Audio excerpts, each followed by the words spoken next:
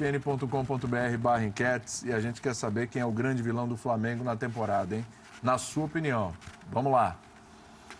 É a diretoria, jogadores, um jogador em específico, Muralha, ou os técnicos, Zé Ricardo e agora o Rueda, que está há pouco tempo, mas se você acha que já tem uma parcela muito grande de culpa nessa história, fique à vontade aí, participe, tá? Quem é o grande vilão do Flamengo nessa temporada? Mauro, a receita para evitar uma crise maior muito simples, ganhar da Ponte Preta, entrar no G4 e ganhar a Sul-Americana?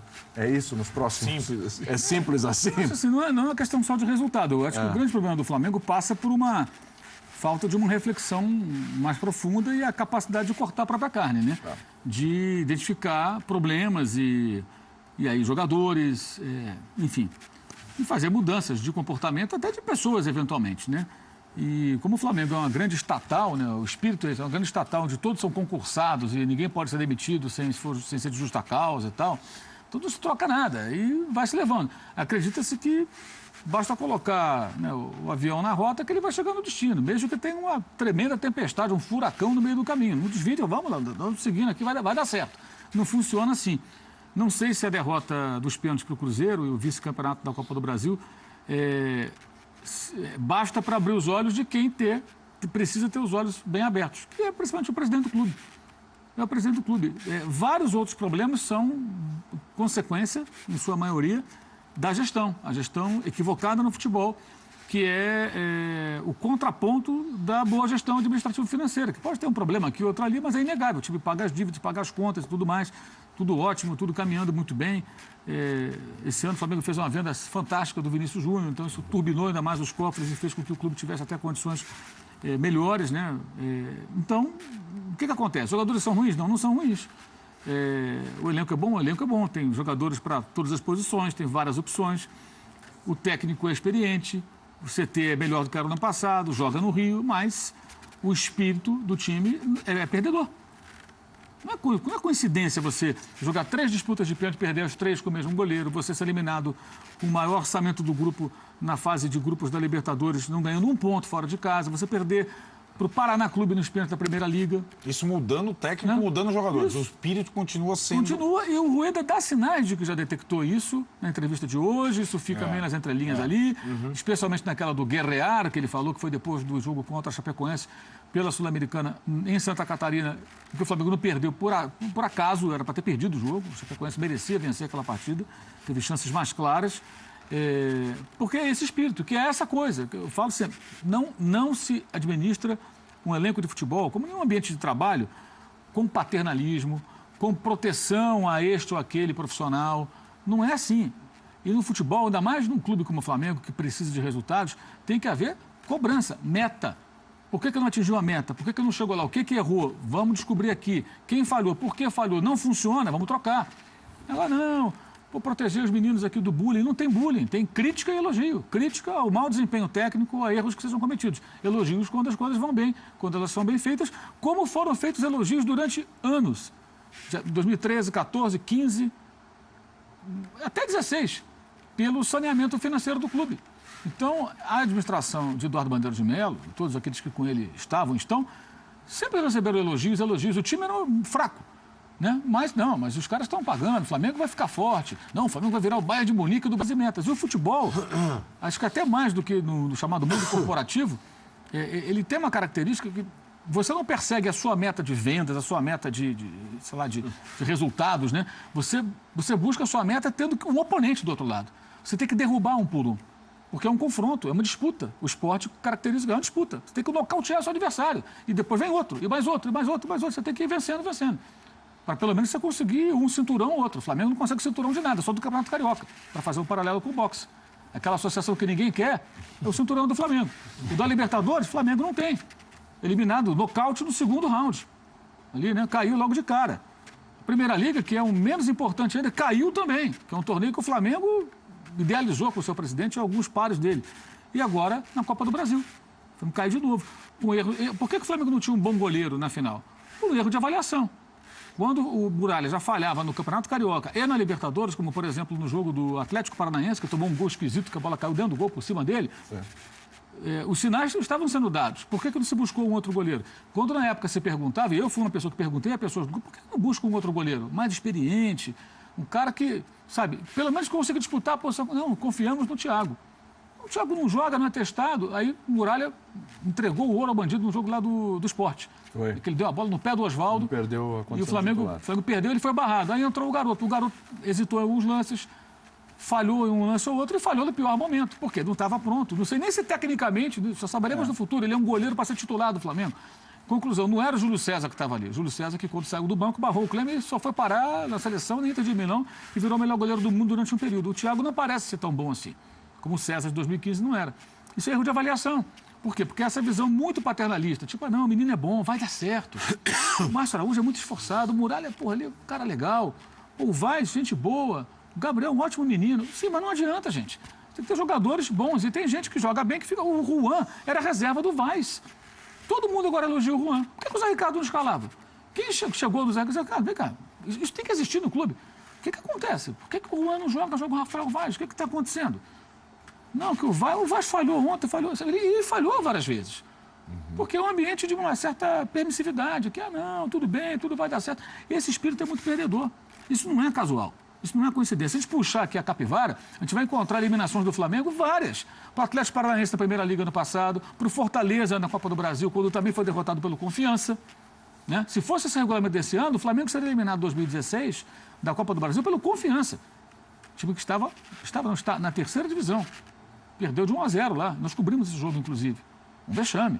Né? Nada contra Confiança, mas é uma diferença absurda. Claro. Então você tem várias derrotas seguidas para o Vasco, lembra? O Vasco na Série B e só batendo no Flamengo. Eliminando o Flamengo de 2 cariocas, eliminando o Flamengo de uma Copa do Brasil em 2015.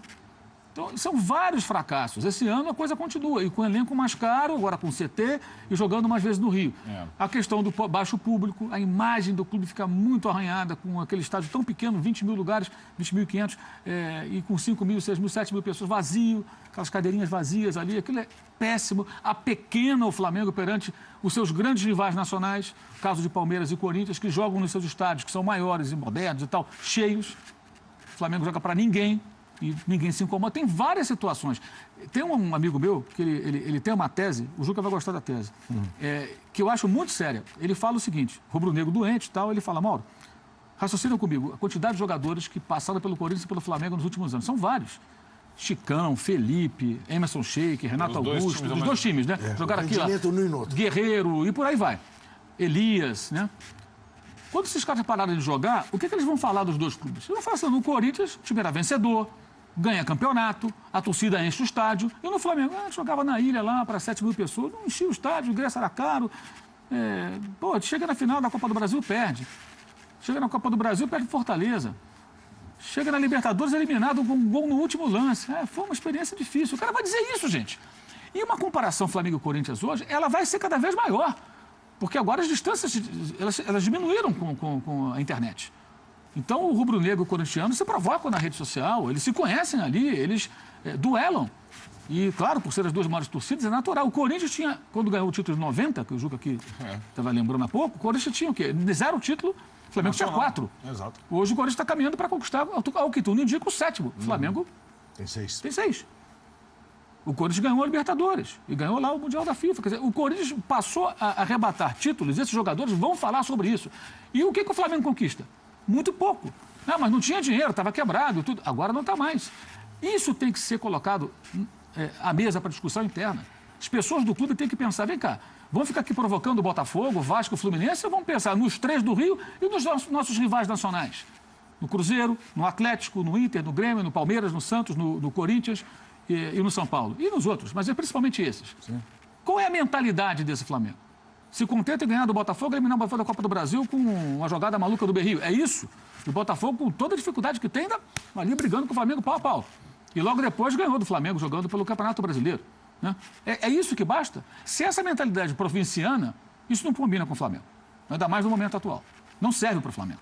Então, vem cá, amigo, você saneou as dívidas aqui, você. Por favor, tem meu caminho de casa no futuro, deixa o futebol com outras pessoas. Por isso eu tenho dito que o melhor que o presidente do Flamengo pode fazer é se afastar. Ele não precisa nem largar a vice-presidência de futebol, é só ele se afastar. Olha, eu vou ficar ocupando esse cargo porque alguém tem que ocupar. Se ele não tem ninguém para colocar, É o Rodrigo Caetano?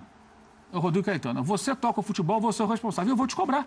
Eu vou te cobrar resultados. Não pode ter o futebol do Flamengo decidido pelo Rodrigo até um certo ponto, mas outras decisões passando pelo Eduardo Bandeira de Mello, que comprovadamente não tem essa capacidade de gestão, ele tem outros predicados, foi muito bem no episódio do Profute, ele pode falar pelo Flamengo nas questões institucionais, até ele vai bem nessa coisa, aparece aqui, ali, ótimo. E o CEO, que dizem, o Fred Lúcio, que é um ótimo negociador, um executivo do mercado aí de varejo, tudo trabalhando em grandes empresas, mas que não é um cara que conhece futebol. Então, quando essas pessoas participam de discussões sobre a qualidade técnica de um goleiro e se ele tem condições de atuar pelo Flamengo ou não, com grandes competições pela frente, está errado. Está errado. E o resultado é isso. Não é coincidência, não é casualidade. As coisas acontecem por conta de erros cometidos. Não basta ter o dinheiro. Existem vários exemplos aí. A gente viu agora, hoje o PSG está sendo elogiado porque atropelou o Bayern e caiu o Ancelotti. Mas outro dia a gente está vendo o quê? Os jogadores brigando entre si, a semana anterior. Por quê? Você tem um dinheiro, tem um jogador, mas a gestão está ruim ali dentro. Agora passaram um remedinho e está tudo bem por conta da vitória. Até quando? Então não adianta ter o dinheiro e contratar vários jogadores. E esse comparativo eu acho muito inteligente. E é importante que as pessoas olhem para isso.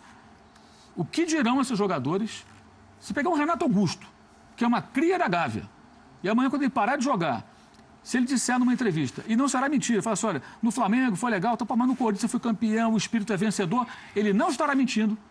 Vai ter muito rubro-negro com raiva, dizendo que ele traiu, não sei o quê, mas a culpa não será dele, a culpa será das pessoas do clube, que não, ele não está no Flamengo, mas qual é a mensagem, a imagem que o Flamengo passa para ele e para todo mundo? De um time com DNA perdedor, que coleciona fracassos e que não consegue ficar indignado com isso, ou faz isso escondido. Aí é protegido, falso rubro-negro, isso precisa acabar. E é necessário que as pessoas que ficam zangadas quando a gente faz esse tipo de comentário, que é absolutamente sincero, né, tenham um pouquinho de humildade. Sabe, pare para pensar, poxa, onde que eu estou errando? Será que esses caras estão certos que falam isso da gente? Não adianta ficar com vaidade e tudo. E vou dizer mais, ano que vem tem eleição. Se o presidente do Flamengo quer fazer o seu sucessor, seja o Prakovic, que é o homem das finanças, ou o vice de patrimônio, que é o Vrobel, esses são os dois prováveis, um dos dois deve ser o candidato, a tendência pelo menos é essa, né, e deve ter um candidato de oposição pelo menos, né, pelo menos um. Se ele quer ganhar essa eleição, o melhor que ele faz é se afastar do futebol, para que outra pessoa, ou as pessoas que estão lá, sem a intervenção deles, possa tocar o barco. Parar de falar em entrevista em protegida, esse tipo de besteira, né? E até nas suas eventuais sonhos políticos fora do Flamengo, que ele tem todo o direito de se candidatar, é um problema dele. Deputado, senador, governador, o que for, já que se especula muito essa possibilidade pela proximidade que ele tem com pessoas aí do universo da política, partidos e tudo mais. Porque a própria popularidade dele vai caindo, à medida que ele vai reforçando a imagem do time perdedor. E isso não é o Mauro falando, o Juca, o Arnaldo, não. Isso é ele. Isso é ele. Então, é ruim para ele e é ruim para o Flamengo. Se é bom ou ruim para ele, é problema dele, ele que decida. Mas o que é ruim para o Flamengo, entendeu? A gente tem que chamar a atenção, porque não é possível que esse tipo de coisa continue. Eu acho curioso ouvir o Mauro fazer essa exposição, porque me remete a uma velha capa de placar, no começo de 1982, o Flamengo campeão mundial, acabado de dar um baile no Liverpool, e o Corinthians na Taça de Prata, que era... Segunda divisão. Segunda divisão. Né? Tinha coisa de subir no próprio ano, mas era a segunda divisão. Tinha caído na Taça de Ouro. E Placar fez uma capa. Por que o Corinthians não é um Flamengo? E é isso mesmo. Né? No final do ano, quer dizer, o Corinthians não só chegou à Taça de Ouro no próprio ano, quase disputou o título, ficou na semifinal e foi campeão paulista. Em cima do São Paulo, que tinha muito mais time que o Corinthians. Era uma seleção brasileira, o São Paulo, com alguns uruguaios da seleção uruguaia. E daí eu recebi um bilhete do Adilson Monteiro Alves, que então era o vice de futebol. Porque o Corinthians não quer ser um Flamengo. Né? Enfim, tinha um novo Corinthians surgindo ali. Mas essa coisa do Flamengo perder aquele DNA, do não deixa o Flamengo chegar, realmente é preocupante, né? Porque o Flamengo tem chegado e tem decepcionado quando chega. E chega na hora dos pênaltis e perde por um grande ou por um bem menor, né? Isso incomoda mesmo. Isso incomoda. E essa questão dos pênaltis já tem um agravante. O Flamengo estava na Libertadores e caso passasse da fase de grupos, obviamente estaria em duas competições, a Copa do Brasil e Libertadores, e também até a Primeira Liga. Sim. nas quais os pênaltis poderiam ser decisivos em qualquer momento. Isso. Então, é mais uma razão, quando o Flamengo perde para o Fluminense nos pênaltis, e foi a primeira vez que o Muralha errou todos os cantos, Isso. né, sempre pulando do lado errado, como não se procura um goleiro naquele momento? E isso foi questionado em formação, em reuniões do conselho diretor. Pô, precisamos de um goleiro. Não. Então, agora a minha pergunta é a muito erro seguinte, de Mauro. avaliação, gente. Minha pergunta é a seguinte, quer dizer, o que é assustador, porque nós estamos em outubro, né? Estamos Já vai entrar em agora. outubro, e, enfim, nós temos um Flamengo pronto. O da Copa Sul-Americana. Desse restante do Campeonato Brasileiro, mas estou falando em termos de título. Porque agora, na Copa Sul-Americana, o Flamengo pode escalar todo mundo, né? O Diego Alves... Já até escalou, né? Já escalou. Isso, já escalou. Isso. É incrível você pensar, porque essa é a medida do erro de planejamento. Então, só em outubro, no 10º mês, o Flamengo está pronto? Então, mas eu te pergunto, tá pronto? Eu acho que para... Bom, eu espero Porque que esteja. assim, porque até outro dia, até semana retrasada, já pela mudança de treinador, já começou o questionamento. E o Diego e o Everton Ribeiro, hein? Porque muda o treinador, vem outros conceitos, outra forma de ver, de acompanhar o dia a dia e tudo. Então, já tinha um questionamento. Diego e Everton Ribeiro, jogam juntos, não jogam juntos? Isso é um absurdo, não é? Não dá pra jogar aqui, dá pra jogar lá. Não, tem que tirar um, mais a fase do Diego e tal. Quer dizer, tá pronto mesmo? Não tá. E é natural que não esteja. Não dava pra estar, né? O Rueda acabou de chegar, chegou o jogador. O técnico estrangeiro acabou de chegar e 40 dias. começou a conhecer os jogadores colocando-os em campo. Não vi ainda o fulano. E em momentos decisivos. Curiosamente, com o Brasileirão em andamento, que o Flamengo não pretendeu disputar em nenhum momento para valer. Em nenhum momento o Flamengo só foi candidato ao título brasileiro antes de começar. Antes de começar. Agora começou o campeonato. Flamengo e Palmeiras. O Palmeiras ainda tem uma chance aí de uma arrancada final. O Flamengo e o Palmeiras não disputarem esse brasileiro para ganhar é inacreditável. Inacreditável. Pelo investimento feito pelos jogadores que tem. Pelos jogadores que tem. Olha, dá uma olhada. Não é uma coisa incrível. Outro dia a gente estava falando, né, do time que foi o time do Flamengo que ia jogar contra... Que era o time praticamente reserva. Era o time que não... O time contra o Avaí. Que não ia jogar. A gente começou a olhar e falou assim, contra o olha esse time que vai jogar. Era Giovânio, era Everton Diego Ribeiro. Alves, Cara, Rodolfo. Esse time é melhor do que muitos times do brasileiro. Muitos times brasileiros, pega no papel. Pra mim, elenco, o Flamengo tem o melhor elenco do Brasil. É papel, né? É teoria. É que aí eu acho que o Mauro descreveu muito bem. Respondeu a enquete passando por tudo. Não adianta só você contratar bons jogadores em todas as posições. Parece fácil, mas não é. E é assim. O futebol é assim. Você precisa algo mais. Espírito. Tem outro. Tem algum. Espírito, química, detalhe. E assim, presidente, dirigente de futebol, ele tem que se preocupar não só em acertar a contratação, cuidar do ambiente, cuidar da magia e se preocupar, preço de ingresso, seu torcedor, com tudo, com esse detalhe. Encher estádio. Encher estádio faz parte de criar uma química. E contar a história do seu clube para quem contrata. Sim, Vem cá, tu vai fazer uma semana de imersão para conhecer a história do Flamengo. Para você ver onde é que você está entrando. O Flamengo que chegava era o Flamengo que jogava no Maracanã para 100 e tantas mil pessoas. E que era feito em casa, não é isso? Também, dentro de toda essa situação. Tem quantos jogadores o Flamengo tem hoje no time de cima feitos na Gávea? De cabeça não sei, mas o goleiro reserva tem um zagueiro. O Vinícius.